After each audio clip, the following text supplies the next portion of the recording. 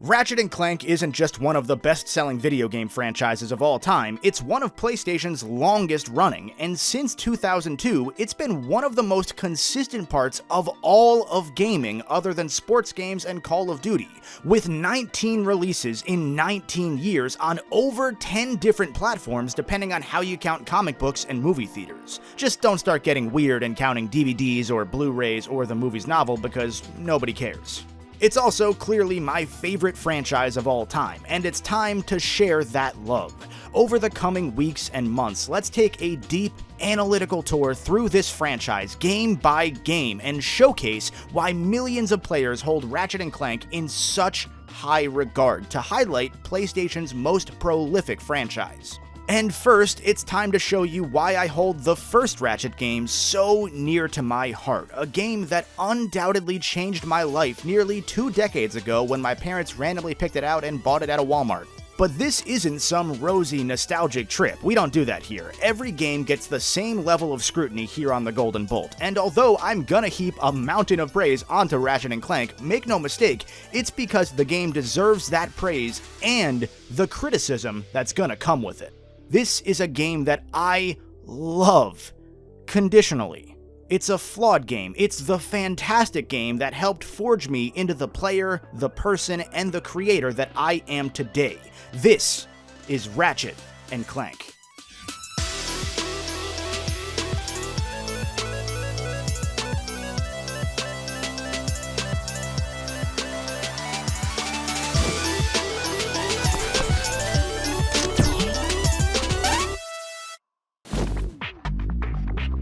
If you didn't know any better, you might think today that a powerhouse like Ratchet and Clank just coasted to its release, as California-based developer Insomniac Games continued their momentum after releasing 3 acclaimed Spyro games in 3 consecutive years. But, believe it or not, Ratchet was actually the studio's 3rd attempt to break onto the PlayStation 2.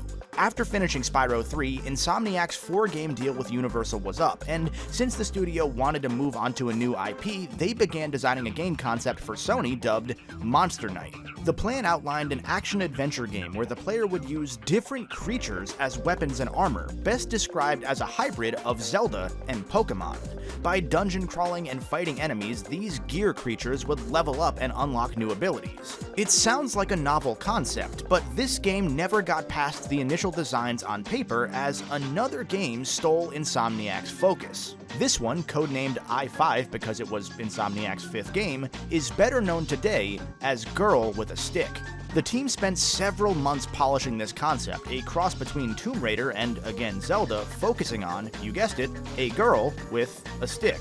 Sony was very positive about this project at first, but it soon became clear the game simply wasn't working out.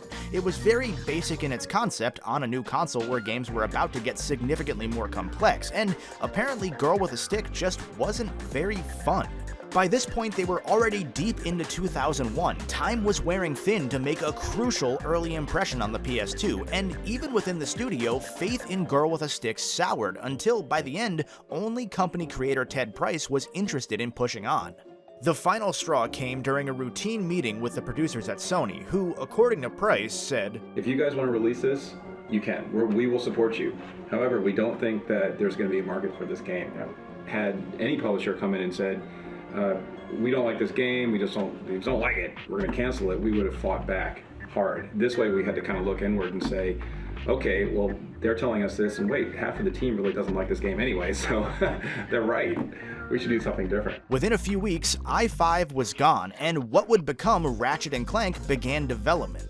Even though Insomniac was now behind the curve, a more motivated team pushed through, and even before Ratchet and Clank released, it was already projected to be an overwhelming success. A sequel was greenlit 5 months before this game was even finished because focus testing was that positive. By the game's November 2002 release, Sony had unleashed a widespread marketing campaign with hilarious commercials showing off some of the game's weapons in a sort of Jackass style, and Sony was anticipating sales of well over 1 million copies. A month later, Ratchet and Clank was not only supposedly the first Western game ever to break into Japan's top 100 weekly game sales charts, it was the first Western game to be published with a console in Japan ever. Reviews were positive, praising the game's gorgeous visuals, its at the time transformative gameplay, and most importantly, its ability to move past being just another 3D platformer in a bloating genre thanks to its creative arsenal of weapons and combat scenarios. That's the part you know first, of course, if you've never played a Ratchet game before. It's the one with the wacky weapons. It's the thing that Insomniac has essentially built its entire reputation around for most of its nearly 3 decades of existence. Even their first game before Spyro, the early PS1 shooter Disruptor, was full of awesome weapons. And this secondary focus on third-person shooter/adventure gameplay is what helped this franchise continue to exist and even thrive years after 3D platformers had started to fade away, because unlike its early PS2 contemporaries, Ratchet wasn't just an extension of traditional platformers. As Insomniac puts it, adapt or die. Just looking at other PlayStation titles here, the first Jak and Daxter game is often referred to as an open-world Crash game, and it received criticism for being on the shorter side. Another shorter platformer, Sly Cooper, has always felt to me like Crash Bandicoot 4, but with stealth, well, until Crash 4 became a real thing. Crash itself, despite being famously called Sonic's ass game by Naughty Dog, always felt like a 3-dimensional take on Donkey Kong Country to me, and Insomniac's own Spyro the Dragon was unquestionably, and by the studio's own admission, heavily inspired by Mario 64. Each of these games brought its own unique and awesome wrinkles to the genre as they were sewn onto this quilt of platformer history, but they all traced back to platforming's basic roots. Insomniac had been there and done that, and as Monster Knight and Girl with a Stick showed, they wanted to move into a more Zelda-esque adventure style rather than being just a platformer. So Insomniac did both. Ratchet and Clank became a hybrid of platforming and action-adventure combat, with 15 weapons for any imaginable situation, a handful of gadgets for solving puzzles and finding secrets, and a galaxy-wide crisis to avert. And on that crisis, Ratchet and Clank, like a game that's trying its hardest to stand out from the platformer crowd, opens up with a few minutes of cutscene across 2 different planets to act as dressing before you can even touch the controller. Well, before that, it opens up with just one of my favorite title screens out there. I can't believe I'm going to spend a minute talking about title screens, but if I'm going to be ballsy enough to call this the ultimate retrospective, you can be damn sure I'm turning over every rock I can. This moment here, a serene, nighttime shot of Ratchet all alone on this planet, just working on his dinky little spaceship, his ticket towards chasing his dreams, towards exploring that galaxy. It's all so simple, but man, it just hits. It's one of the first images that comes to mind when I think of this series, and if you think about it, it's the perfect establishing shot for what would become Ratchet's character over the next 400 games. But after that, we get our setup. On his homeworld of Veldin, Ratchet puts the finishing touches on his ship, only to need one final part, a robotic ignition system, the actual keys to his ship. At the same time, on another planet, Clank is born, or made, a defective model of war robot that somehow turned out much smaller. And you know what they say, size matters. Before he can be decommissioned though, Clank sees a horrifying video on this little infobot and decides that he needs to escape and blow the whistle. Our infant robot makes it into a ship and into space, but is shot down in Veldin's orbit right near Ratchet's garage thing. Does he sleep in that garage? Like, where does he live? What's going on there? Whatever. It's not like he's gonna tell us, because this entire intro is told without any dialogue from our 2 heroes, partly to play on the whole platformer protagonists are silent trope, and partly because these scenes were produced before the actors were actually cast and brought in. Even without any dialogue, these cutscenes are more than enough to distinguish this game's early tone from, say, your Mario 64's, and now we can start playing as Ratchet decides to check out that crash site. Well, okay, no, not yet. First, I have to change my camera controls. This is early PS2 after all. It took a little bit for camera controls to become normalized. So, in Ratchet 1, the heavy air quotes normal camera settings are what I would call inverted. When you push left on the right analog stick, Ratchet looks to his right, up is down, and so on. Without fail, every single time I start this game, I've got to pause once, change the horizontal camera, then unpause and realize, wait, no, I have to change the vertical camera too, pause, fix, and then I can play. Even when you start over in New Game Plus, the camera controls reset to these, again, heavy air quotes, normal settings. It's just amazing. I'm not complaining or anything, don't get me wrong, I just know for a fact that I'm not alone on this one, and it always makes me chuckle.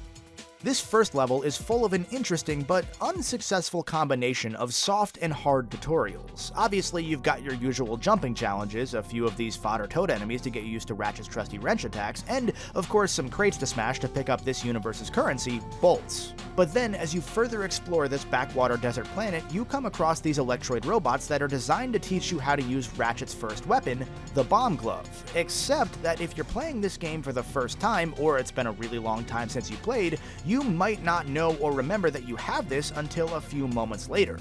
Ratchet isn't holding it when he starts, so unless you press circle by accident or just to see what it does, you're going to be going through with your wrench anyway until the Gadgetron help desk tutorial pops up to tell you that, hey, you can use the bomb glove and keep your distance against enemies. The game attempts these tutorial moments quite a bit throughout, and I find it pretty interesting. Like, you can oh so clearly tell that they were still getting their bearings and really trying to experiment with outside-the-box weapons, finding unique ways to use them all and combine their effects together, all while eventually having to nudge you to outright tell you how some of it works, in this case, a few minutes later than they should have.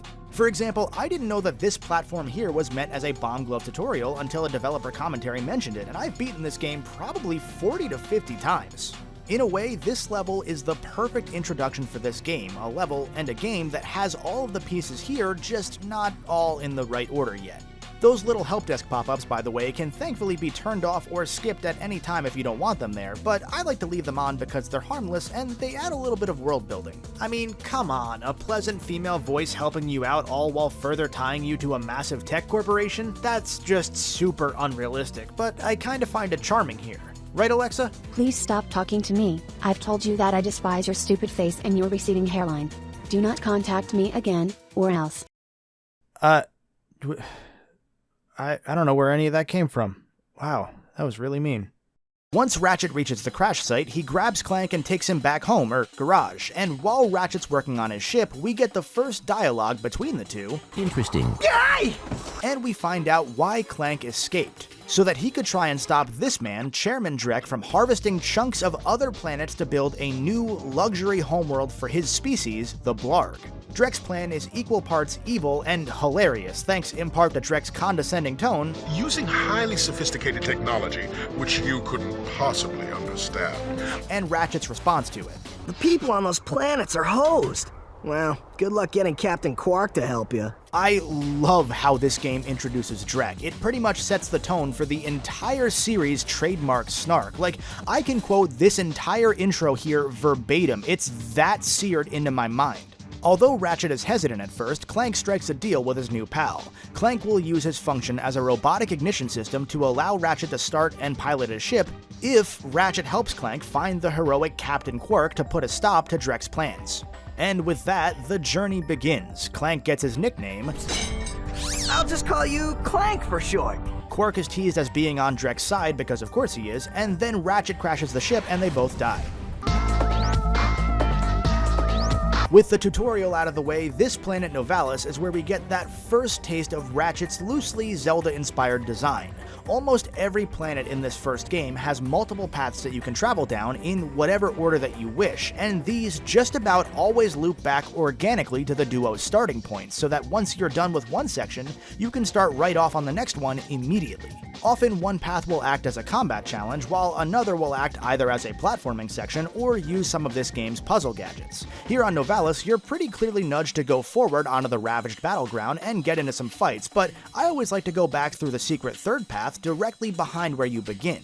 Back here you can get acquainted with this game's swimming mechanics, there are some enemies and crates that you can smash to get some extra money, and the first of this game's hidden collectible, the Gold Bolt. Take note, these, gold bolts. This, the golden bolt. Legally distinct, don't get me sued please. I go back this way first mainly to get the extra bolts because that way by the time I come back through, I'll have enough to visit this Gadgetron vendor right here and buy our second weapon, the Pyrocitor Flamethrower. Not every planet will end up unlocking a new gun in this shop here, but generally whenever a new one shows up, it's probably best suited for that coming level, and that's definitely the case for the Pyrocitor on Novalis. While the Bomb Glove is great for taking down enemies from a longer distance, the Pyrocitor is perfect for wiping out swarms of enemies like these little ankle biters here. Just remember to buy some more ammunition before you drop down, because in Ratchet 1 for some reason, whenever you buy a weapon, Gadgetron only gives you at most half of your max ammo. For some guns you only get like 30%, way to cut corners, Gadgetron. At the end of this path, Ratchet and Clank save Novalis' mare from an assault by Drex troopers, and in return the mare gives the duo the coordinates to another planet where Captain Quark was recently seen filming a commercial. Yeah, Captain Quark is really sold out. The mayor also loans them his personal courier ship since Ratchet kind of totaled his ride back there, and I just want to note that Ratchet and Clank never give this ship back. Like, they find other ships to use later and they leave this one behind forever, jerks. We're not done with Novalis just yet though, as there's one more path that players will notice as they ride the elevator back up to their ship. At the end of this more platforming-focused route, we meet the one, the only... Look, Plumber's crack. What did you just say? I said, look, the plumber's back. The plumber here is also our first instance of the early game's love of forcing you to pay in-game money to unlock progress, as he trades Ratchet his infobot for 500 bolts for bus fare. So now we've got two choices of where to go, two new planets that we can visit in whichever order we want to do, but we're gonna go with the planet-sized city of Metropolis first. This level is not only the first one that the team designed, and the reason that Ratchet even got greenlit for production in the first place, it's easily one of, if not the most iconic area in the entire franchise. Metropolis's scope, its surprising level of detail, even way off in the distance, the atmosphere of all the cars flying through traffic above and below you. It's always a place where I try to stop and take it in for just a moment. Part of the reason Insomniac was able to capture such high fidelity at long distances was thanks to their local office mates, Naughty Dog.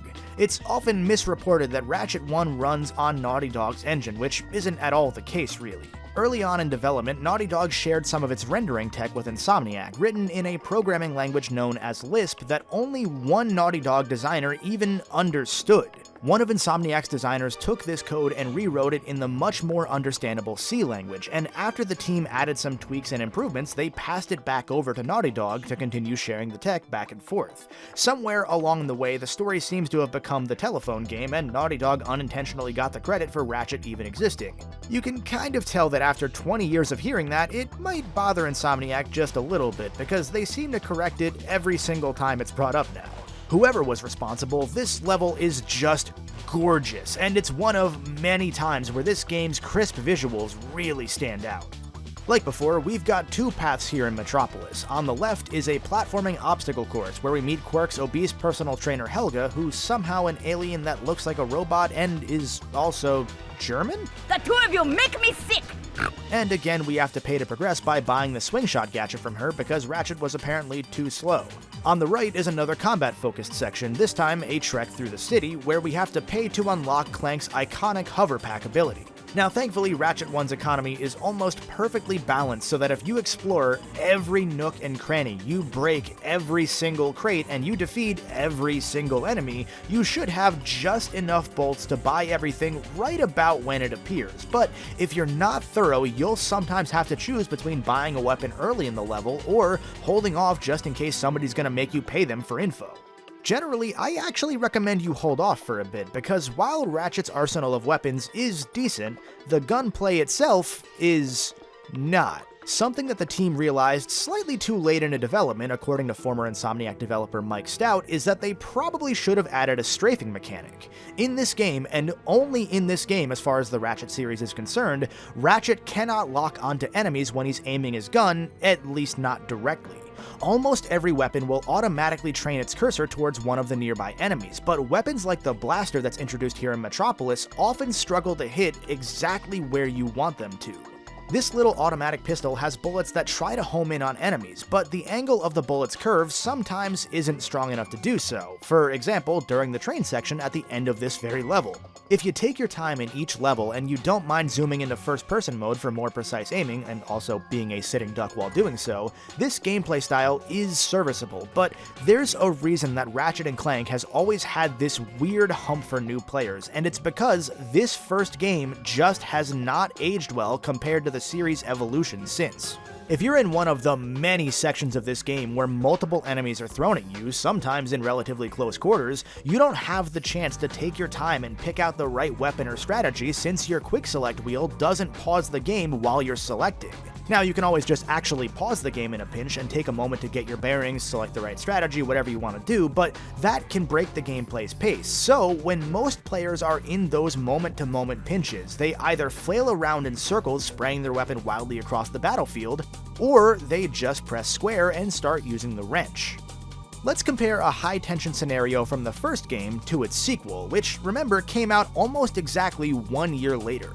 Even somebody like me, who's beaten this game countless times and has unintentionally discovered speedrun strategies and exploits, doesn't tend to look like they know what they're doing in Ratchet 1, where, in any of the future games, the ability to strafe, the ability to flip to the side to avoid enemy fire, and the ability to lock onto enemies makes the game far less disorienting for the player, and as a result, it also looks like a far more fun game to an untrained eye watching it. As most enemies, even those later in the game, have low health to compensate for the weapon's finicky aiming and the fact that weapons don't level up and get stronger like they do later in this series, Ratchet's trusty wrench is always a viable and, more importantly, a cheaper alternative. In fact, it's possible to beat this entire game using only the wrench if you're absolutely insane. Where in later games the wrench usually gets outclassed later on, here it'll kill most enemies in the game in just a few hits, so long as you're spry enough to avoid taking damage yourself. But when the alternative is firing guns that have questionable hit rates and maybe taking that damage anyway, there's good reason to go with the more reliable outcome. Now, that's not to say that Ratchet 1 isn't fun, of course. I still adore this game, and there are plenty of moments where this gameplay style works out beautifully, mostly when it's trying to be a platformer, funnily enough. That's just one part of why my love for this game is somewhat conditional. As my dad told me before he found a new family, you can love something and still want it to be better. And the thing is, it's these stumbles that ensured that Ratchet still exists today. Insomniac designed Ratchet and Clank 1 as a platformer adventure game hybrid in that order, but with its sequel onward, that order would crucially flip. They would become adventure/third-person shooters first and platformers second. In other words, adapt or die. It's no coincidence that the other two of the PS2's holy trinity of platformers became less and less confined in the platformer genre, as Sly moved into a more open-world adventure game approach, and Jack turned into a bad a more GTA-styled action game. Where the game stumbles mechanically, though, again, that atmosphere and the humor of most of these characters more than makes up the difference. Even if you hate Ratchet's weapon mechanics, you're almost certainly going to want to see what the next planet holds, because even across 18 different levels, each one finds a way to feel completely distinct. Aridia, for example, that other planet we passed over earlier, is fittingly named as an arid desert, and yet it feels, pardon the pun, night and day when placed next to the similarly dry Veldin, thanks to the architecture of this mining facility here, the deep navy blues used for the skybox and the rocky terrain, and the iconic soundtrack work by composer David Bergeaud. While there are other tracks that are easier to immediately associate as the Ratchet song, there's something about Aridia's score during my most recent run of the game that stuck out to me the most, and I think it's just me remembering once again that Ratchet and Clank, this first game, has a soundtrack unlike any other piece of media that I can think of. Bergeaud just flawlessly combined that late 90s electronic aesthetic with some hard bass lines, an engaging but alien rhythm, and fine-tuned each track to whatever pieces of concept art or level demos that he was working with. If I didn't know any better, I would think that his tracks inspired the planets just as much as they inspired the songs. One thing I love about this game's score is that just about every planet's opening track leads you in with around 30 seconds of hook, giving you that immediate and permanent impression. When you think of a Ratchet and Clank 1 planet, that opening stinger is usually gonna be what plays first in your mind. And perhaps unintentionally, I'm not really sure frankly, but let's assume this was a genius design decision, this nudges the player to take a second, just a moment, to survey these sprawling landscapes and absorb each planet's vibe, to make you appreciate the work that's gone into every planet before the song starts to drop, more of the rhythmic electronic instrumentation starts coming in, and the track drives you forward to your objectives at hand. It can't be a coincidence that your first view of most planets is usually a wide shot of the architecture or terrain, perfectly timed to these songs' low-key opening moments. It's as if every piece of this game is working in synergy to beg you to just pan that right stick around for just a bit like your every E3 demo presenter in history. The game's sequel leans into this even more, establishing several distinct camera angles to highlight a planet's scope, theme, atmosphere, and yes, soundtrack, so clearly the Insomniac crew knew they were onto something in this first game. Circling back to Iridia, this level's got another 3 paths, one of which requires the swing shot that we got back in Metropolis, while the other 2 are where we meet pro hoverboarder Skid McMarx and his sleazy agent. By helping Skid get back to his ship, Ratchet receives a hoverboard that we're gonna need later on. The swing shot course rewards Ratchet with the Trespasser gadget that will unlock certain doors after a little puzzle challenge, which Ratchet conveniently needs for the following planet, Eudora. And if we come back after beating Blackwater City's hoverboard race again a bit later on, Sid's agent at the end of the 3rd path will give us an optional item called the Sonic Summoner.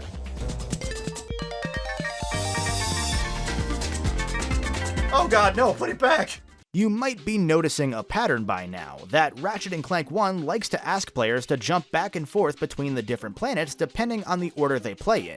If I had gone to Iridia first, for example, the help desk lady would kindly inform me that I'm unable to access the swing shot path and that I would have to come back here later to get through it. Likewise, if I went to the next planet without the Trespasser, I would have to come back here to Iridia to get it, but I might not even realize that right away because the progression path here on Eudora is actually hidden off to the left. What may look like the main path, taking you through Executive Chairman Dreck's logging operation for his Frankenstein planet, is actually totally optional, granting Ratchet and Clank the Suck Cannon, a vacuum weapon that can suck up small enemies and shoot them back out as projectiles. Suck! Suck! Suck! Usually the game does a pretty decent job of guiding you and reminding you if you're missing something, and every planet has a checklist of objectives when you're in the ship in case you do miss something. But it's sections like this, and especially one that I'll touch on later, that sort of give this game a light Metroidvania vibe, where progression leads to backtracking to unlock a new item so you can progress further.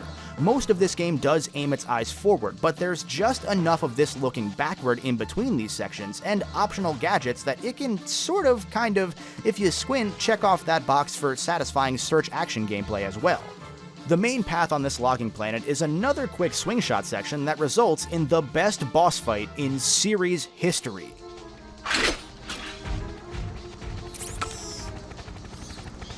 You sure showed him. Leading our duo to the next point of interest, Dreck's research station. Did you see all the cool gadgets they're making? Let's go get some. No. In addition to this level featuring Ratchet causing billions of dollars in property damage, Gadgetron trying to sell you a weapon that's just an air horn, like it actually does no damage at all, it just annoys enemies, although you can make them do this.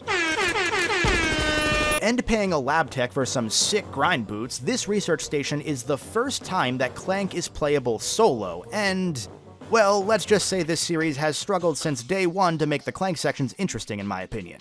Compared to Ratchet, Clank's movement speed drags, and the main gimmick when playing as him is that Clank can use his mind to control these little Gadgetbots, commanding them to follow him, wait, attack enemies, or act as keys to open a door. I don't have a problem with the Gadgetbots themselves, the main issue for me is that if any of them die, they'll respawn back where Clank found them and wait as you slowly plod back over to reactivate them, only for the very next room to have more enemies for the Gadgetbots to attack and most likely die again. Clank can always attack too, of course, but just like with Ratchet, you've only got 4 hits to work with, and if you die as Clank, you can expect to start all the way back at the beginning. Better to deal with the slow backtracking than have to start over entirely. Now that I think about it, I guess fittingly given how slow he is, both of the Clank sections in this first game end up with Clank finding the 2 gadgets that also slow down the pace the most, which, man, they really don't want you to play as Clank in this game. This first one is the Hydro Displacer, a gadget that can suck up, hold, and deposit massive pools of water in specific areas. And also, fun fact, the Hydro Displacer was apparently conceptualized by Mark Cerny when he was helping produce this game. I'm only saying this to show you another picture of Dana Carvey, because these two are the same person, I swear to God, and I need more people to know this. You really only use the Hydro Displacer a handful of times because, frankly, it's just not that fun to use. The early Ratchet games tend to throw a bunch of shallow gimmick ideas at you in the form of gadgets that don't hold up for more than 1 or 2 repetitions, and this is definitely one of those growing pains. You'll use it here in Blackwater City sewers, right before the section that gave every child nightmares as water rushes in on Ratchet and will drown him if you don't escape with what can feel like near perfect timing. You'll use it on the next planet as part of Qwark's training course to test Ratchet and Clank's abilities. There are 2 optional areas that use it in the middle of the game, one of which is just an abridged version of Ocarina of Time's Water Temple, and you'll use it one more time at the very end of the game, like twice. It's pretty, like, across 6 to 8 hours of gameplay, it gets 5 total uses. That's it. I don't know, just give me some more of those trespasser puzzles personally. I'm not fond of sucking up some water, jumping down, breaking a gate, going back up, refilling the water, and swimming through the gate. That's just not fun. It's here in Blackwater City that Ratchet and Clank finally meet Captain Qwark, sort of twice. The main path takes you on an awesome tour through the evacuated city as you fight mutated amoeboids and the robotic pest control that are programmed to attack any living thing left in the city, resulting in some really fun chances at 3-way combat. At the end, Ratchet enters the hoverboard race to try and get a meeting with Captain Qwark, only to win and receive a pre-recorded congratulations speech. Let's give it up for newcomers! Ratchet and Clank. Hey look, that's us! Ratchet, stay focused, idiot. It's only after almost drowning in the sewers and leaving Clank to rust on his back for an eternity that Ratchet finally meets Qwark after being forced to bribe a security guard to let him in. Again, everybody in this galaxy stiffs you for money. See how it works? You grease the hinges, the door opens. Qwark leads the duo to his training facility on planet Umbris through a deadly obstacle course that will have you asking why this game's checkpoints are so sparsely placed, before, of course, betraying the duo and dropping them into a pit. Qwark leaves the duo to die against his pet, Blargian Snagglebeast, and we get our actual first boss fight here. Well, I guess second boss fight because there's the Alien Queen earlier, but you know what? Fuck you. The Snagglebeast is one of the clearest examples of this game's Zelda influence, a formulaic but exciting 3-phase encounter with an enemy that, for the most part, kind of telegraphs his attacks, poorly. The Snagglebeast has 4 main attacks: a slow stomp that spawns a shockwave, some fireballs that'll shoot at you if you get too close, a laser that he draws across the ground, and an attack that will suck out all of your ammo from every gun you have and spread it across the battleground. I say poorly because he doesn't exactly telegraph these attacks himself. It's more that he moves slowly enough that you'll always have enough distance to avoid 2 of those attacks, and stop 2 of them from even occurring outright. When you're at a distance, you can quickly get into a pattern of sort of predicting which attack will come out, and all but the ammo suck come out slowly enough that you'll know where to move to avoid them. The laser, for example, doesn't hurt you itself, only the fire that comes out a moment later will cause damage. The most Zelda-esque part of this fight comes when you deal enough damage during each of the 3 phases, and the Snagglebeast erects an impenetrable barrier to chase you down until he crosses one of the arena's 3 bridges, which will then shatter under his weight and dunk him in the magma. The game doesn't tell you that's what you've got to do, so that probably could have been telegraphed a little bit better, but you know what, baby steps. It's not the most fun fight out there, hell, it's trivial once you know what you're doing, but I still remember that feeling of fighting this behemoth for the first time when I was like 7 years old, not knowing what to do and kicking my brain into Zelda boss mode and figuring out the solution. It felt amazing.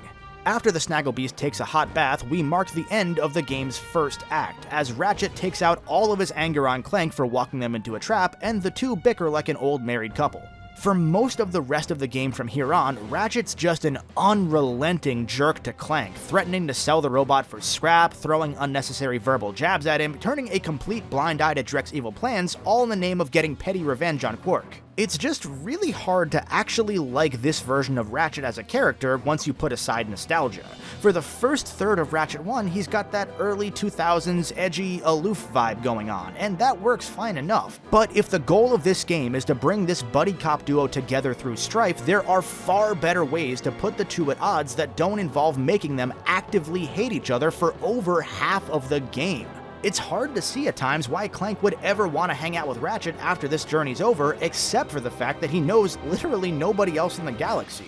And the thing is, Clank gets development during these moments as an actual fucking newborn that learns quickly not to naively believe in heroic figures, while still pushing to do what's right for people whenever possible. The only lesson that Ratchet learns by the end of the game is that, oh yeah, Clank was right, Drek was the issue here, not the big green buffoon. And the cherry on top is that Ratchet's character isn't even consistent from this point on. Some scenes will have him back to his more casual early game demeanor. What do you have in there?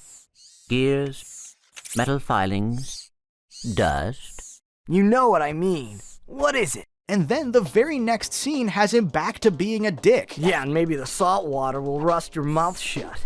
Depending on how you play the game, those two scenes will most likely play back to back. Let's just say there were some clear growing pains with Ratchet in this game. Critics noticed it seems like players noticed it, Insomniac certainly noticed it, and by the time Ratchet and Clank Going Commando came out a year later, Ratchet's voice had been recast to James Arnold Taylor, who remains in the role to this day. In short, Ratchet's edges had been so sharp that they somehow actually punctured this game's quality, so they were sanded down a bit. His paper-thin personality gained a few more pages. We ended up with a much better character and a better friendship with Clank, and only a very vocal minority online is still for some reason mad about it. That this second act kinda sucks story-wise is a shame because it takes away from probably the most interesting act mechanically and atmospherically. This is the section of the game that has that sort of kind of backtracky Metroid angle to it that I mentioned earlier, as the first 5 of these 6 planets each have either an optional collectible that you'll need to bring elsewhere for a bonus upgrade, or an upgrade that itself is required for progression on another one of these 5 planets. This backtracking first begins on the rainy, war-ravaged planet Battalia, where Ratchet and Clank are drafted against their will to defend it from Drek's militia. I thought Clank had bone spurs. Although earlier on in development, this planet was a much brighter, sunny day that was kind of tonally disconnected with the story surrounding it, this finished version of Battalia that we get to play is a fitting tone setter for the rest of the game, with its dark atmosphere, its stronger groups of enemies, and heavier, more booming background music. If we follow the commando on the main path across the battlefield, we'll hit a wall most of the way through the level because we don't have the Magna Boots that are needed to reach the other side of this gap here. You know, unless you just do one of these.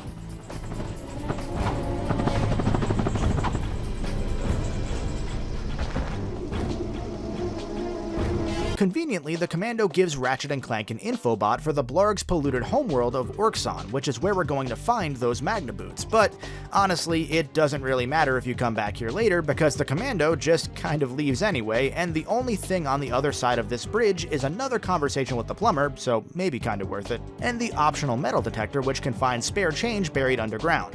There is another path tucked off to the right by the duo's ship at the start, a grind rail path where, at the end, Ratchet and Clank find, and then, of course, pay a deserting soldier for the coordinates to the Blarg research station on another planet, Gaspar.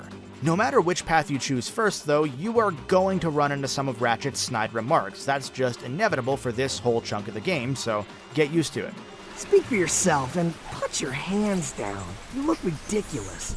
When it comes to Planet Orxon, Drek wasn't lying. The polluted air here on the Blarg homeworld is simply too toxic for Ratchet to breathe in, so for now, Clank slowly moseys through one of the Blarg facilities by himself and grabs both the Magna Boots and shortly afterwards an infobot for the beachy resort planet Pokataru, which advertises an oxygen mask that could allow Ratchet to explore the rest of this polluted nightmare planet.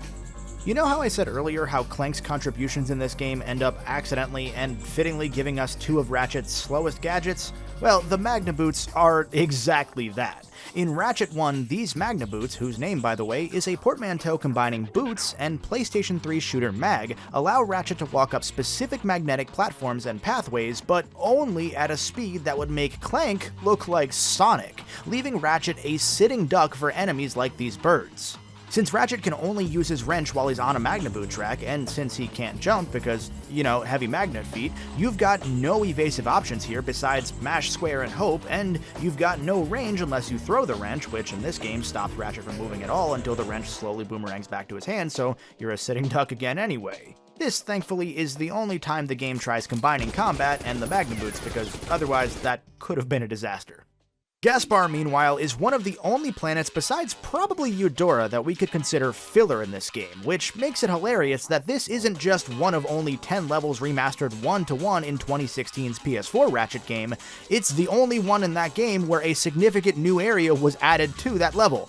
That's a story for another day though. There's one main path here in this version of this level, and 2 bonus paths that'll give you gold bolts, with that main route granting Ratchet the pilot's helmet, which will let him pilot certain ships. This is meant to refer to Blarg fighter ships specifically, but theoretically this might mean that Ratchet could ditch Clank right here if he wanted to so badly, but he doesn't.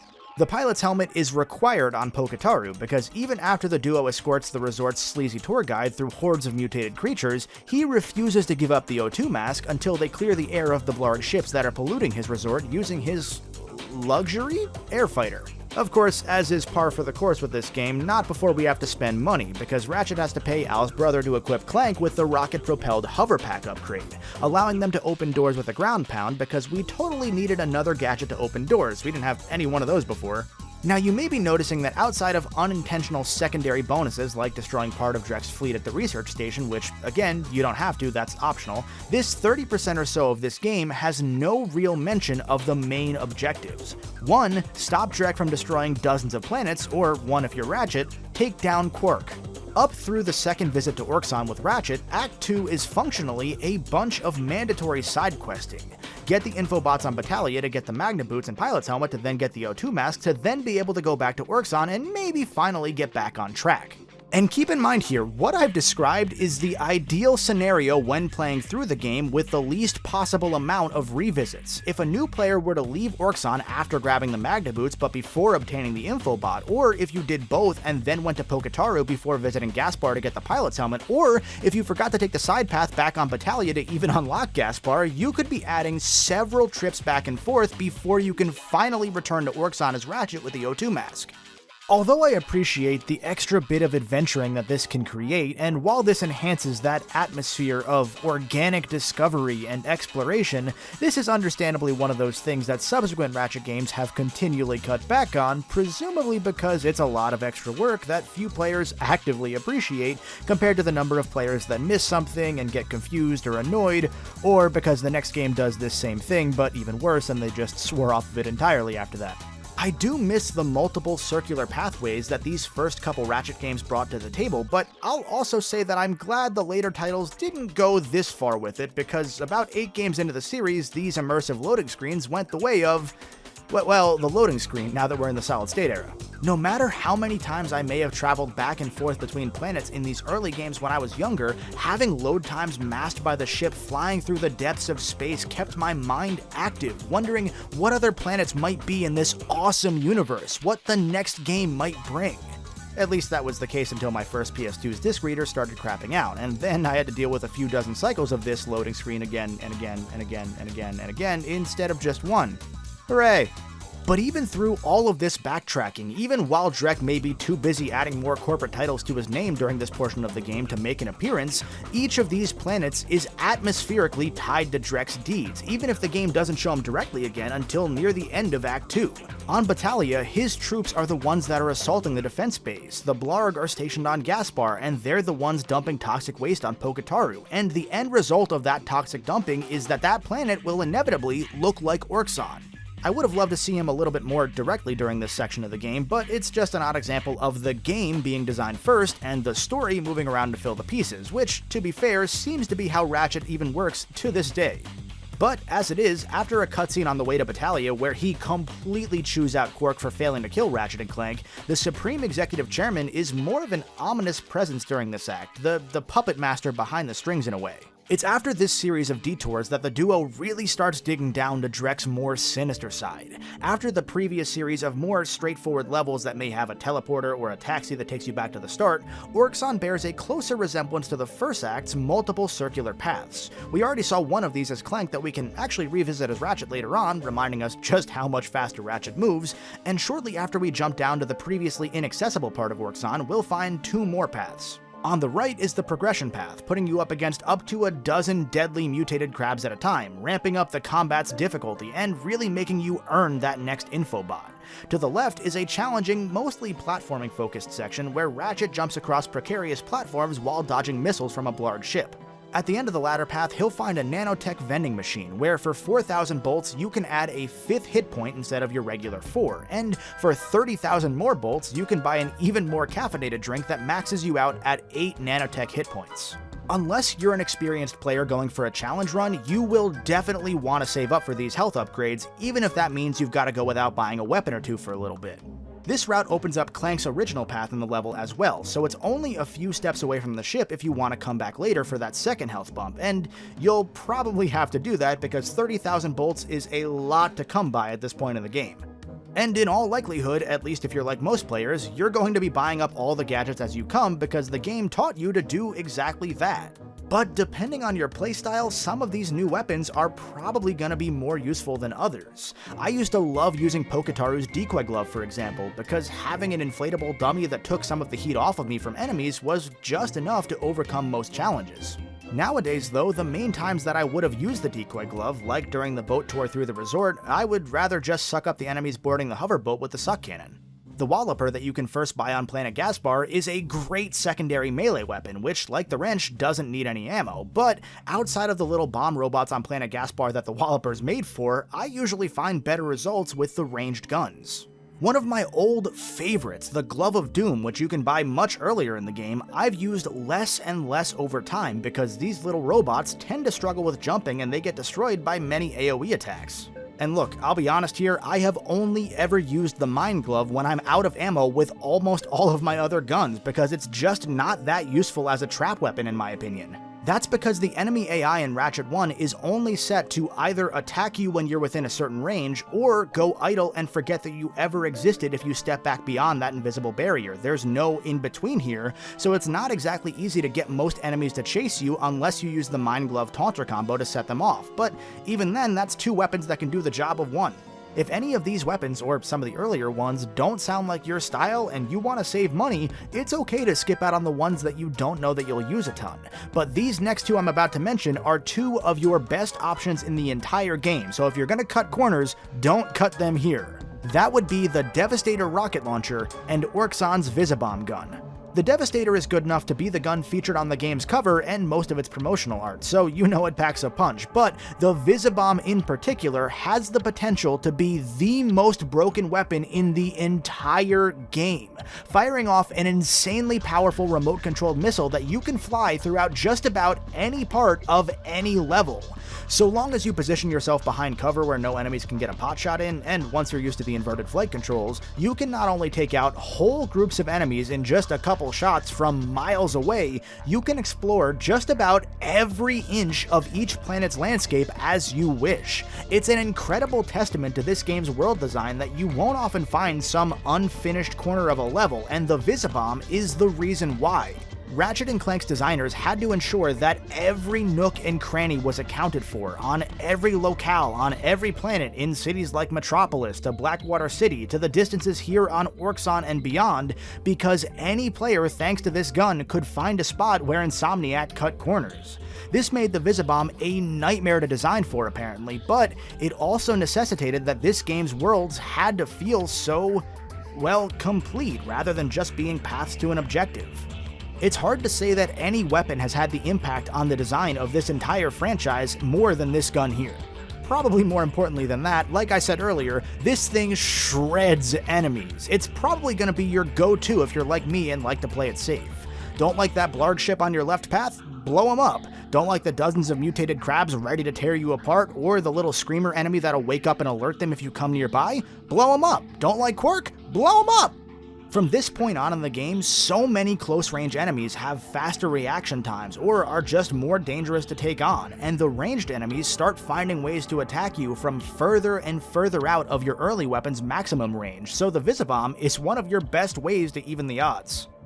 Once Ratchet and Clank find the infobot, the gravity of Drek's plan finally starts to hit Ratchet and maybe shake him out of the hissy fit he's been having for the last third of the game. And by that, I mean his response to Drek preparing to blow up an entire planet just because its orbit would be perfect for the new Blarg home is... That's just mean! Yeah, he's right, that's mean. Killing somewhere around 1 trillion living beings, that gets some harsh words, but if you cut Ratchet off in traffic or beat him in a round of golf, he will personally hunt you down. On the icy planet Hoven, the duo powers through a high-stakes war against Blarg troopers and stops the ship carrying this massive Planet Buster missile, which thankfully doesn't explode and destroy the planet they're currently on. That would probably be bad. But in case you want to dilly-dally around before that ship takes off, Hoven's also home to 2 optional paths, one where Clank can pay for his third and final upgrade, the Hydro Pack, and one where Ratchet fixes a miner's drill and obtains a piece of raritanium, the rarest mineral in the galaxy. The Hydro Pack is great for speeding up any and all sections involving swimming, but is mostly used for revisiting previous planets and obtaining hidden gold bolts, like say in the now flooded Blackwater City sewers, or by pushing against the river current to find a secret cave on Novalis. That Raritanium ore, meanwhile, can be traded to... Wait, hold on. This is the guy that made us pay for the grind boots. Man, screw this guy. He keeps trying to stiff us. You will find Raritanium for me. No, I will not. Whatever. It's more than worth it to deal with this guy anyway, because if we give him that Raritanium ore, we'll get the Persuader in return, a piece of equipment that enables Ratchet to convince the cocky Gadgetron vendor guy thing to lower the price of every vendor weapon from 25 to 50% depending on the weapon. And by the end of the game, you'll start seeing things like the Persuader and all of Ratchet's new trinkets on his belt or on his weird suspender nipple guard things, helping remind you just how far you've come on this journey, which is another one of those classic adventure game / Metroid flourishes. Well, shoot my dog and call me Sally. Thanks, partner! Also, fun fact, the drill that the miner was holding was originally designed to be a melee weapon called the Revolverator that would impale enemies and spin them around on the drill. Apparently, the gimmick didn't work all that well, leading to this being one of the only things that actually got cut from this game. Yet another gauntlet awaits after this at another one of Drek's orbital bases, as Ratchet and Clank try once again to catch up to his rapidly evolving plans. With the Planet Buster out of commission, the Blarg begin an all-out assault to try and destroy the planet in the way of their new home, and Ratchet and Clank rush through this base to thin out the troops and try to stop the siege. Not only is this level one of the most thrilling in the entire game, flawlessly combining high-octane fights with trespasser puzzles and barrier-generating towers that you've got to destroy to open the path forward, it ends with an awesome battle through space against Captain Quark, with the entire level in the backdrop to hype up this fight's scale. After several hours of talking about Quark, Ratchet can finally put his missiles where his mouth is and act on that rage. Also, Quark can breathe in space? That's, believe it or not, a defining character trait for him going forward, so it's actually worth mentioning. Once Quark is defeated and Ratchet's had a moment or two to gloat, he and Clank find their third and final spaceship for this game, and also an infobot showing the ravaged planet below, because try as hard as they could, the two of them alone couldn't prevent the assault outright. Now that Ratchet's revenge blinders have finally come off, he sees that Clank has been right all along, and credit to him, he apologizes. Even as we've seen through Ratchet and Clank's own eyes, the horrifying progression of Drek's damage, from a planet in the beginning stages of a siege, to a planet being completely stripped of its resources, to the polluting and deadlier, more prolonged attacks, it's here after seeing the end result, after seeing a completely decimated planet, that Ratchet comes to his senses. I think the most interesting thing I realized during my 3 consecutive playthroughs of this game to prepare for this video, you're damn right it's the ultimate retrospective, is why I never cared for this second act. I distinctly remember as a kid always feeling bummed out when I got past Blackwater City because the game just soured for me there, but until now I always chalked that up to me not liking many of these levels themselves as much as the early game back then, or maybe because when my age could be counted on just 2 hands, I struggled with some of the levels, which at points I definitely did.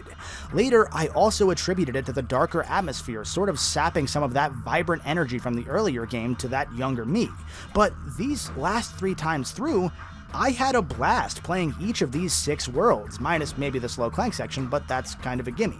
I loved the atmosphere the whole way through, and that drip-feed background storytelling of Drek's descent into pure evil, or more accurately, our slow realization of how far he'll go as we see him push the boundaries with every next planet, every next plan, every next assault, is just masterful, and even after dozens of playthroughs, I'm noticing new facets of this implicit storytelling with each new save file I create.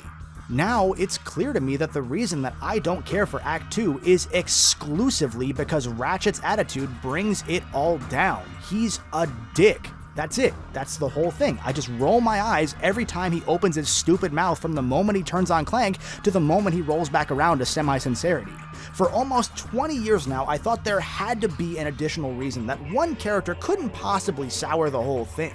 And while there are many players that were just fine with Ratchet's character, either because it fit the era, or for players a bit older than 7, perhaps it fit their age and the relative attitudes and demeanor of adolescents matching Ratchet's me mentality, the more that I grow as an adult and as a human, the more I agree with the takeaway that the uncorrupted 7-year-old version of me had way back when. And at the end of the day, the general audience agreed. Insomniac realized that they needed the audience to invest themselves in more likable characters if the audience was going to care about those characters' journey, and Ratchet changed going forward.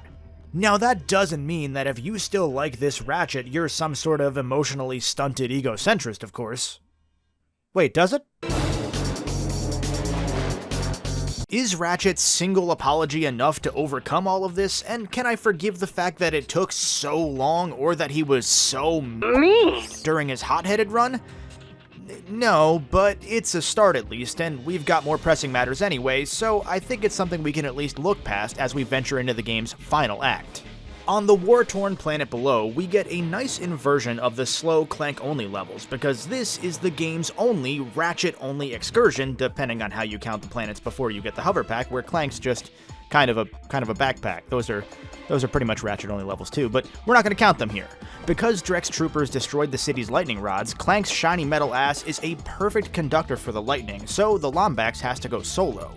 I think this sort of stripped-back, Ratchet-only deal would have actually been better during the previous Whiny Act, I will say, because it could have functioned as a realization for Ratchet that he actually does rely on Clank and enjoy his companionship. We're several games too early for mid-gameplay dialogue to start making its way into the series, but even a quick in-engine cutscene here could have acted as a good character moment. As it is though, this mission comes at a fine enough time. I just think that it could have been a little bit better than Ratchet's sudden, jarring jump back to liking Clank and being a lovable goofball. The level of Gorda City itself holds the most pathways of any in the entire game, with all but one being optional to be fair. These are all perfectly designed to induce anxiety too, with narrow pathways, even narrower Magnaboot pathways, a sort of stealth section, ice physics, wind on top of ice physics. It's mechanically a great stakes raiser amplified by the bleak atmosphere, hundreds of destroyed skyscrapers around you, and, again, the removed safety net with Clank no longer on your back. Even today, I still kind of loathe playing this level, but now I realize that's more a sign of a job well done than anything else. If we brave the icy, windy path on the left of the central hub, we'll run into Captain Quirk again, or rather, Steve McQuirk, who Ratchet's just kind of okay with seeing now? I guess he really did just get it all out of his system, because not only does Ratchet not immediately blast Quirk, he's happy to go along with Quirk's new gig as a Gadgetron salesman. For 1,000 bolts, you can buy a Gadgetron PDA. Public display of affection? No, personal delivery assistant. Allowing you to buy ammo even when you're not near a Gadgetron vendor, albeit at an incredibly marked up price. It's not really worth it to use this all that often, but if you're in a pinch, it can be a lifesaver.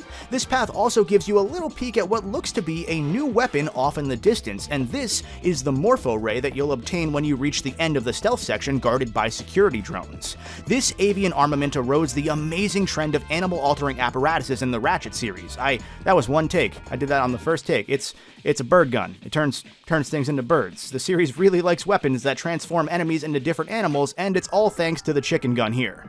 Alright, let's get back on track here. After a gauntlet down the main path, including a short but thrilling grind rail section where Ratchet's forced to flee from and dodge attacks from some guard bots, he buys an infobot with the coordinates to the Blarg's robot manufacturing base on planet Quartu, which is also where Clank was born. If you complete all 3 of these paths, a secret 4th route will open up with a pretty sick swing shot path, where you're more or less swinging through the entire city with no safety net whatsoever, just a bottomless pit and the sometimes janky swing shot range, hopefully keeping you stable as you hook again and again onto the same moving targets, and all just for a gold bolt and some thrills. Planet Quartu opens up another gadget loop cycle like the one we just went through to get the O2 mask, but mercifully this is only a one-way ticket this time. We can't access the main path just yet, as we don't have the gadget to get us past the warbots and they'll just attack us on sight. But we can take a stroll over to the left, meet another scientist, turn Clank into a giant robot, which is pretty cool, and obtain the coordinates to Gadgetron's base of operations on another planet so that we can get their new Hollow Guys gadget and come back. As cool as the idea of Giant Clank is, it can kind of be thrown together with the Hydro Displacer as one of those barely used gimmicks that was sort of just thrown in for variety's sake. It pretty much only gets used twice per game during the entire PS2 saga, and since then it's never even been directly referenced, so it may as well be a collective fever dream we all had. Not that I'm really complaining, keep in mind. There's only so much super fighting robot action that you can deal with, especially when the game can barely handle it itself. Both giant Clank sections in this game slow the game down to a crawl, especially in the HD collection version of Ratchet 1, but I ran into it pretty equally on the PS2 version just about every time I got to this point. I suppose I should address the giant Clank in the room now that I've finally mentioned it, the HD collection. Some fans are of the opinion that the HD collection for the original Ratchet and Clank trilogy is inferior to the PS2 versions due to a myriad of small and sometimes admittedly less small glitches and issues that tend to affect the second and third game in particular. I'll save all of that stuff for when I get to those games, but Ratchet 1 was fortunate enough to come out on the other side of the porting process mostly unscathed. The only things you're likely to run into are some extra slowdown here and there, and the oxygen meter that you've probably noticed hiding halfway off screen at points throughout the video. This is actually how that same meter was stored when not in use in the original version of the game as well, but since the game was originally in 4.3, you never saw that far off screen to even see it. Here the game is rendered in 16:9, so this'll pop up and hang out for a little bit after you go for a swim, and I'm usually very lonely, so I enjoy the company. You do have to choose carefully where and how to play Ratchet 1 though, because you can get wildly different results from platform to platform. The game runs like hot garbage, for example, if you play the PS2 disc on a backwards compatible PS3, because Insomniac developers really loved their tiny tricks and optimizations, including storing data on the innermost part of the discs to load and stream assets fast enough so the game wouldn't crash. And once you move those to even a marginally different platform, or another disc type, like say going from 3 DVDs, each with their own crucial data allocation, and smushing all of that onto a single Blu-ray, or throwing all of that in a digital medium, you're in for trouble. There are issues on the PlayStation 3 HD collection exclusive to either the digital or physical version of that game. The Vita version is admirable, but has even more issues. Even on a high-end PC, the Ratchet games were, until relatively recently, known to cause tons of problems with PS2 emulators, many of which were exclusive to this franchise. So no matter where you go, it can be kind of a mess, but I've never had more than a few audio-visual issues here and there with the physical PS3 version, so I tend to default there because I like me some crisp 1080p footage. That said though, for the sake of the retrospective, I did finally unseal my Vita copy of the trilogy, which only got a physical release in Europe, and I put 2 full playthroughs there to get the Platinum Trophy and say that I've 100% completed every version of this game before making this video. Call me Henry David, I like to be thorough. This is all a lot of words to say that some fans prefer the purest PS2 route, and I totally understand that. Others will trade complete stability for widescreen support and ease of access, and I'm in that latter category because, speaking from experience, recording PS2 games natively can be an absolute nightmare if you want things to look decent, so I avoid that whenever I possibly can. Speaking of things I avoid, the next planet, which is home to another one of those dumb speedrun strategies that I found on, like, my 47th playthrough of this game. This is probably pound for pound the most challenging area in the entire game up until the final level. It's a really funny contrast with this planet's super bright atmosphere, actually, the first time in a while that we've had a nice bright level, and they just throw us into a damn gauntlet. The main reason for the spike in challenge is Drek's elite GIMP commandos. These guys make me uncomfortable.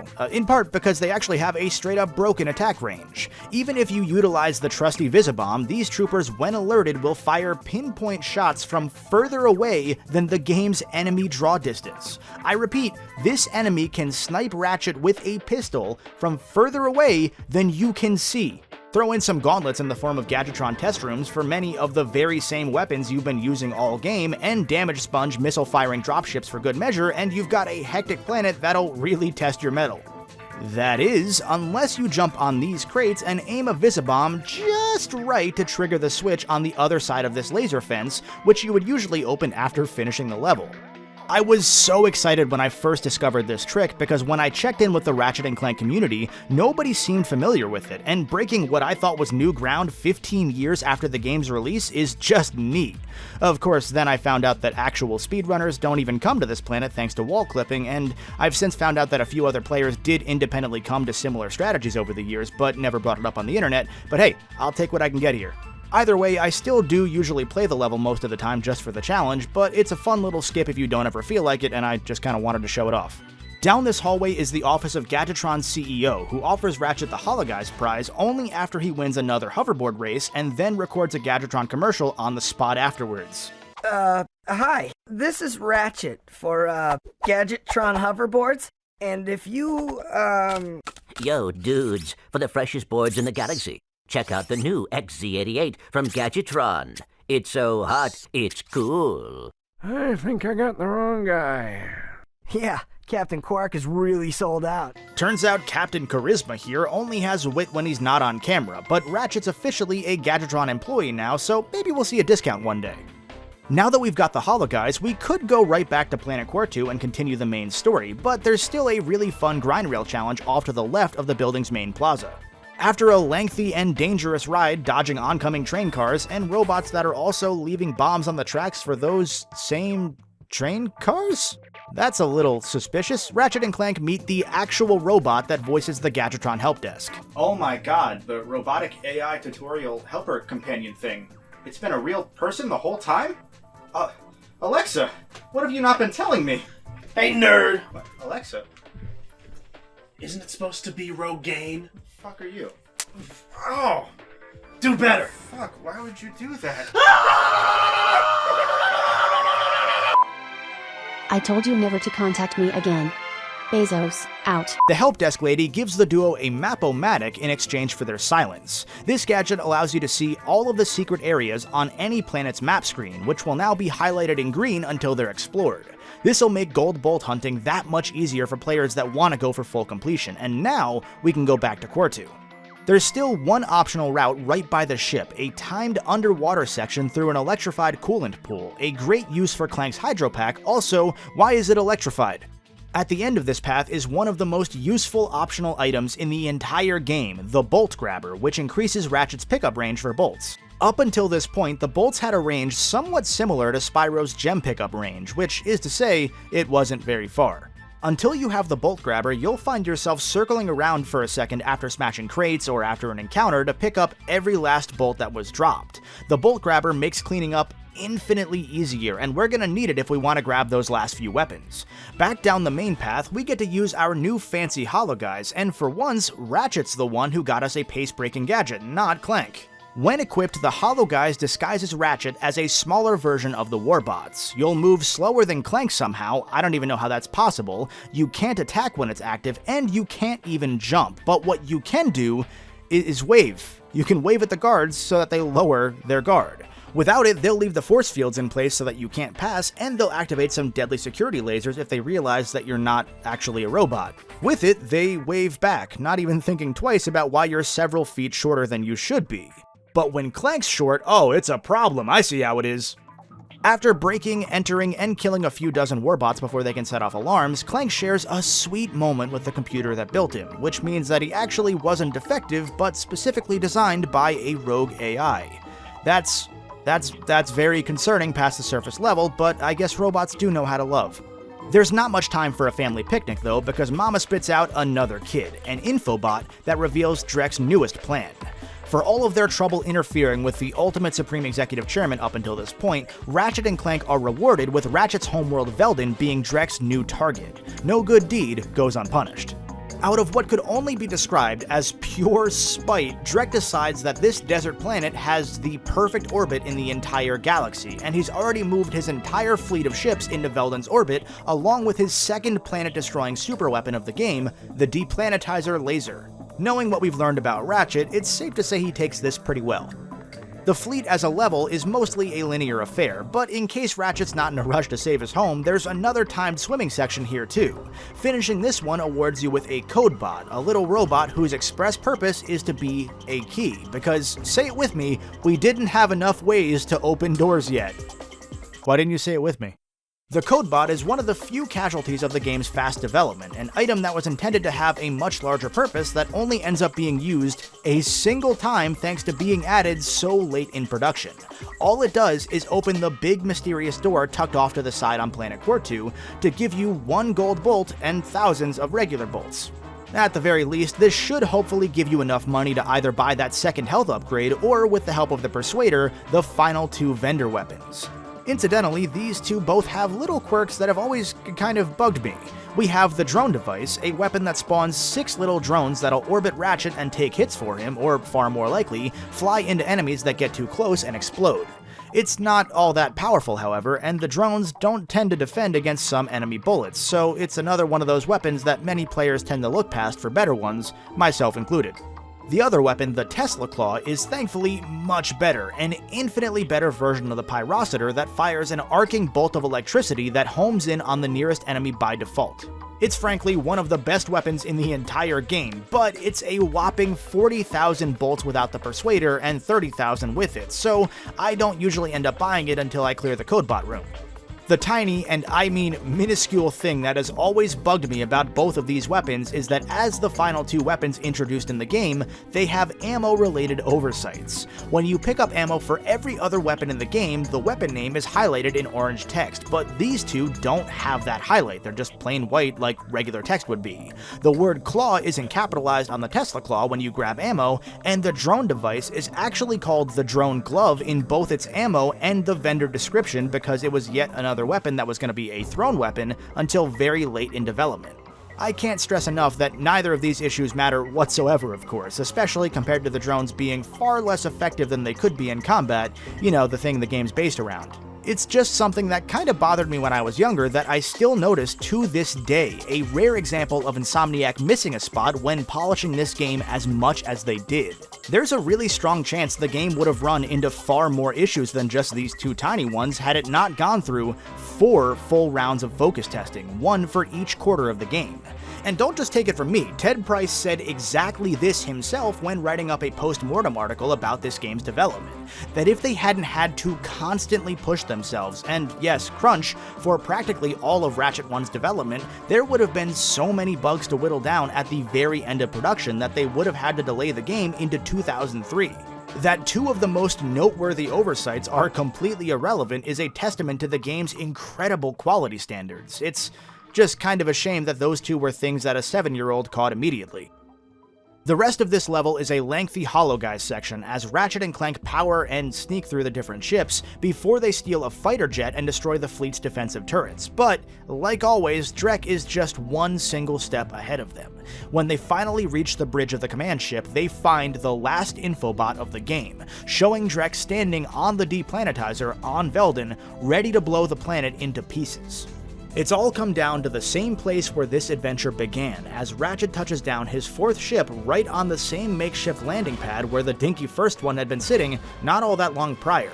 If the Gadgetron Homeworld wasn't the toughest battle in the game, Veldin certainly is. A gauntlet full of GIMP commandos, tanks, dropships, swing shots, grind rails, you name it, this level's got it.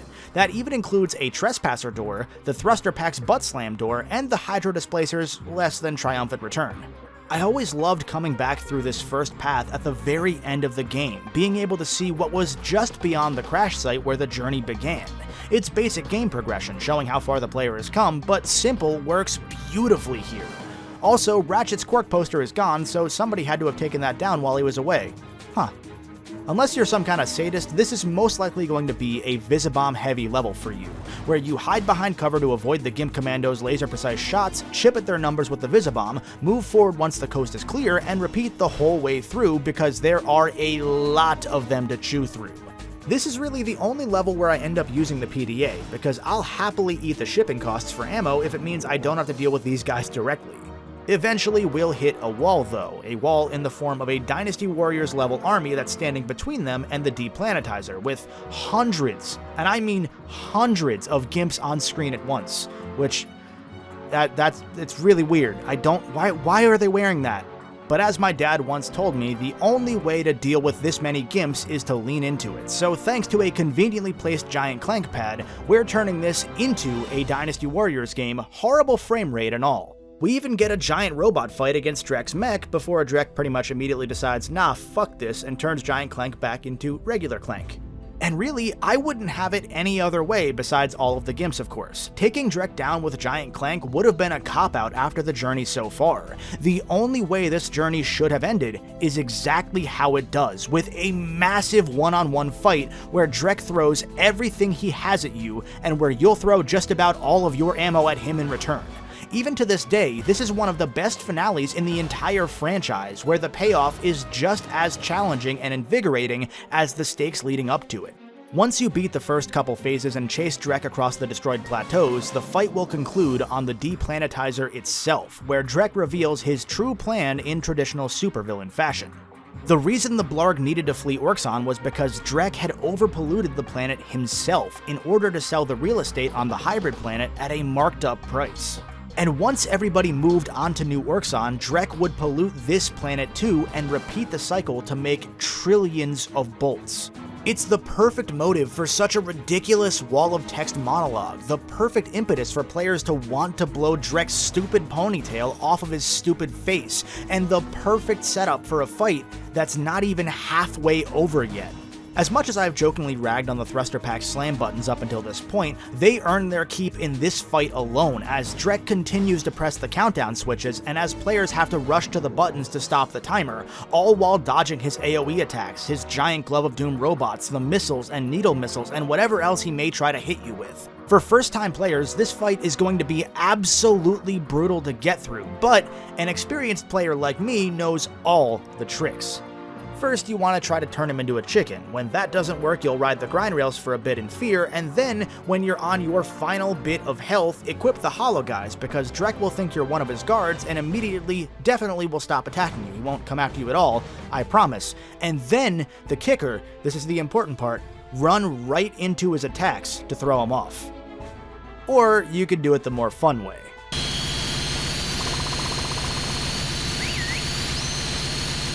See, early in the game, when you're venturing through Blackwater City, Ratchet and Clank dangles the mother of all carrots in front of you, the Rhino super weapon, an illegally obtained black market rocket launcher that this shady guy is selling for an insane 150,000 bolts, a weapon that you almost definitely won't be able to afford on your first or even second playthrough.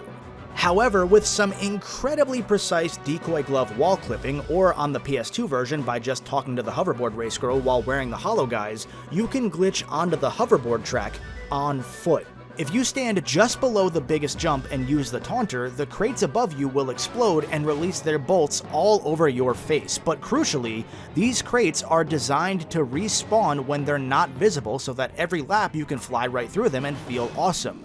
So if you don't look up and you tape down your circle button, in just a few hours you can afford the Rhino without having to play the game 3 consecutive times. And the Rhino lives up to its super weapon status, a weapon that just indiscriminately shreds everything in sight. Each one of its 50 shots fires a barrage of individual homing missiles that instantly kill just about every enemy in the game. Even Drek, a gauntlet of a fight without the Rhino, is just a trivial handful of shots away from victory with this thing. Not nearly as fun, no, but definitely still as satisfying. Let's wrap this up now. After you land that final shot on Drek, he's launched onto his hybrid planet, and the deplanetizer flips its direction, pointing right at that planet. You know what you've got to do. With one final, oh so satisfying butt slam, the super laser blows Drek, his plan, and his planet into tiny subatomic pieces. Well, actually, it turns out this wasn't as effective as the Planet Buster missile because the pieces of New Orxon are not actually subatomic. They rain down onto the planet Veldin, knocking Ratchet and Clank off of the platform and probably killing any dinosaurs that may be on the planet. Clank is able to grab onto the ledge, but the servos in his arm rip apart from the force of the fall and the weight of Ratchet hanging on for dear life below him. But just as they're falling to certain death, Clank is able to think quickly and redirect their momentum with his thruster pack. They're still dead though. There's still one final dig that Ratchet's just gotta get in after all the progress he made as a person in this final act, as he thanks Clank, tells the robot, you'll be alright, and leaves. Obviously this last one's a joke, but man, this one always bugs me just as much as it makes me laugh. It's the perfect length for a heartstring puller of a moment. Clank looks genuinely devastated, and even when Ratchet comes back to grab Clank and offer to fix his arm, he calls him Tin Can. It's just, man, this is what they thought likable was. I hate this scene just as much as I love it. It's the perfect capstone to Mikey Kelly's voice performance as Ratchet and to this version of Ratchet's character, but in the same breath, the misdirection enhances the feel-good moment that comes afterwards. And this little baby can take care of any grooming needs that are just too much trouble for you to handle yourself. Allow me to demonstrate. Yeah. Oh, mommy. Turn it off! Turn it off! No, not that one. But with that, we've got our actual credits roll, which, by the way, is organized alphabetically rather than by job description. This is, in my opinion, the best way to highlight every person involved in production equally and without ego. I would love to see more studios stylize their credits in this manner rather than plastering the director's name 7 times in just the intro, Kojima. And this would mark the end of the first Ratchet and Clank game, if not for challenge mode. See, one of the reasons that this series clicked with me so much more than the other games that I was exposed to at this point in my life was because Insomniac embraced replayability in a way that nobody else did. I didn't get many games when I was a kid, so I had to make them count and make them last, and every Ratchet game had at least 2 or 3 playthroughs worth of content. What was an obligatory bonus for many developers was a key feature for this one. When you beat any Ratchet game, you're given the option of time warping back to just before the final boss fight to clean things up, or starting a new Game Plus file with all of your current weapons, all of your money, and in this case, some of the gadgets like the Map-O-Matic, the Persuader, which is kinda useless because you probably bought all the weapons already, the Bolt Grabber, and the PDA. Although enemies and game difficulty aren't really tweaked that much in this game to adjust for all of your weapons and health upgrades, challenge mode here does give you a couple new goals to strive for if you are a completionist. The big one of these is expanded weapons. Once you get to Nivalis, you'll find a teleporter right near the ship that takes you to a new gold weapons room. Here you can buy each of the game's 10 gold weapon upgrades for a combination of bolts and the gold bolts that you've collected so far. You can actually buy a few of these early in a secret room after you defeat Quark, but odds are you won't find it, and even better odds are you won't have the money anyway. Weapons like the Walloper, Taunter, Drone Device, Visibomb, and Rhino don't have gold variants, but the other 10 add stronger and for some reason green-colored effects and a beautifully tacky golden sheen to the weapon itself. For example, the Glove of Doom will make the little robots larger and more powerful. The Tesla Claw will split into 2 lightning arcs and lock onto 2 different enemies simultaneously, and the Blaster will fire bullets faster and those bullets will bounce off walls. Getting every gold weapon will require an additional 260,000 bolts on top of that 150 grand for the Rhino, as well as finding every single one of the game's 40 gold bolts, making this simultaneously a completionist dream and nightmare since you don't earn that many more bolts in New Game Plus. Even better, the Persuader does not work for gold weapons. Getting everything in this game without the hoverboard racetrack exploit will take you about 3 full playthroughs, and if you're going for the Platinum Trophy on PS3 or Vita, tack on another 2 playthroughs after you've done everything else because there's for some godforsaken reason a trophy for accumulating 1 million bolts. I'll pass, thanks, I'm fine with the glitch. Additionally, challenge mode unlocks the goodies menu on the pause screen, where you can watch cutscenes at any time and, more importantly, view the 30 skill point challenges spread across the game's levels. Like in Spyro 2 and 3 before it, Insomniac snuck into Ratchet and Clank some of these cryptic proto-trophies to really add some fun bonus value. Many of these amount to destroying ships that are flying through the background of many planets, while others challenge you to get through areas with specific qualifiers, such as finishing the last part of Iridia's swingshot course without hitting the ground, or killing 10 GIMP commandos on Veldin with just the wrench, which I think is their kink. Others still make really creative use of the game's mechanics, like wearing the O2 mask against Blackwater City's poison tanks so that they can't damage you, and in turn so you can turn those tanks into chickens. And then a few actively hate you, mainly the skill point for finishing Blackwater City's hoverboard race in under 1 minute and 35 seconds. I've gotten so used to the timing on this one, having 100% of this game way too many times to count, to the point that the first time that I reviewed this game 5 years back, I found out that you can actually get under that time threshold and still lose the race by less than 1/10 of a second, and if you don't come in first, the game doesn't trigger the skill point. That was not fun to learn. But if you do everything, and I mean everything, you'll unlock some concept art, the game's commercials, a short making-of documentary, and a series of fun epilogue magazine covers that detail some of the events that take place in the months between Ratchet and Clank 1 and its sequel, Going Commando. The game may ask a lot of you if you want to do everything, but it more than rewards the players dedicated enough to go all the way. And that's part of why I hold this game so near and dear to my heart. For as many issues as the game had back in the day, issues that have only been magnified as time has gone on and the games have progressed and evolved, it's got so much damn heart, so much unique style that I can't help but love it. The biggest criticisms I have for Ratchet 1, between Ratchet's sometimes insufferable attitude and the game's lack of a satisfying strafing control or aiming scheme, were both issues shared by countless other players, critics, and even the developers themselves. It's rare that a game's issues are so universally understood, so easily fixable, and so immediately corrected for the future. But I think one of the most unsung issues here is that even after all of Ratchet's growth and the game's conflict forging an unbreakable bond between Lombax and Robot, we don't directly see much of that growth happen. By the time Ratchet and Clank Going Commando takes place, the duo are incredibly comfortable together already, and we don't see that part of the relationship happen. It's a problem that many players feel surfaced far more recently, far after the duo were fully established together, and it traces back to the fact that Ratchet's rocky character work here is mostly paid off in one apology, one thank you, and one joke, with the rest being done off-screen afterwards. Not that I really would want to play through the duo's year-long victory tour, don't get me wrong. It's just a small and interesting casualty that came from course correcting away from this early, edgier Ratchet persona.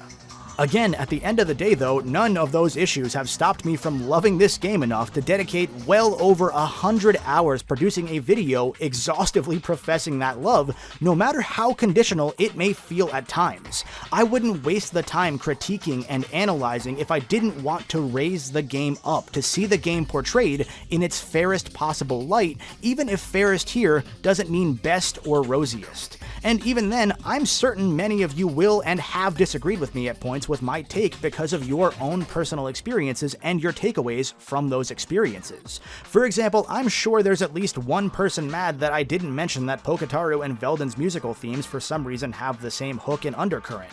Somebody else thinks I missed the fact that on planets like Orxon, if you come back later after finishing that level and killing all of the toxic crabs, the pterodactyl birds have moved in to fill that vacuum in the habitat, when really I just didn't have a good place to mention it until now.